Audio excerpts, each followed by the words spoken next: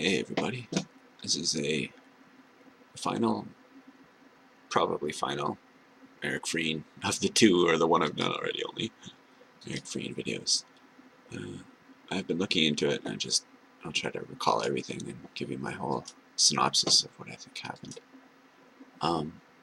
So, let's think what happened at the start. Right, so, Mr. Frein here apparently ambushed, shot 2 police officers, killed 1 at a barracks.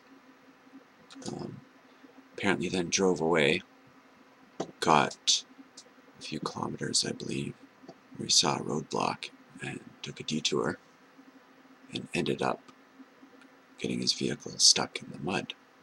Stupidly, if you look at the picture, it looks like a really bad, sort of obvious place that you would get stuck in, really.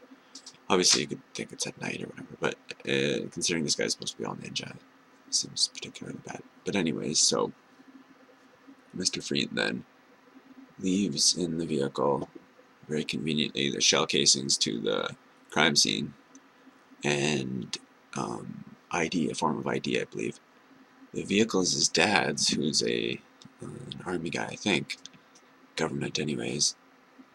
So then he apparently, and I think he even leaves a like an AK there or something, probably some other things, but and then books it into the forest, where he is intermittently seen a few times by locals and even law enforcement, where he keeps evading them. And the ridiculous assertion that I made before, the assertion of the ridiculous situation that he was able to get away when he could have easily been surrounded by a bunch of cops. It's not like there was just one cop we saw him. It's like, a bunch of cops looking for him. Hey, there he is. And then it's like, oh, well, how do we surround him? Oh, I got away.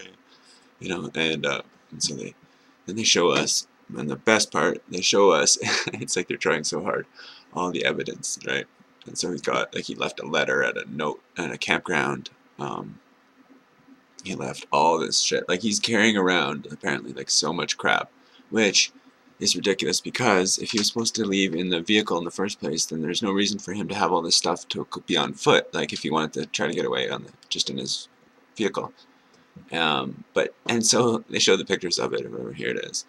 And it's just so clean, and he's got like a shitload of it. Look, it's just like a ton of stuff, and he has all this ridiculous shit. It's like, they say like diapers or whatever. It's like, really? He's not just gonna like shit on the ground. He's like so stealthy apparently that he's gonna leave everything, but he's gotta hide his shit. Like, he can't bury his own shit in the forest. Like, this whole thing is so ridiculous. And then it's like the arrest and the blood and the whole, and it's just like they've got more evidence. They're like, oh, they found a bunch of stuff, and he leaves like a gun and everything. And everybody's got to be trapped in their house, of course, for like a long time. It's like, maybe that has nothing to do with it. Maybe it's not about desensitizing the public to martial law. Like, oh, maybe we're just making that up. Like, I mean, there's so many things. It's ridiculous. This Robert De Niro thing I made fun of on my Twitter account.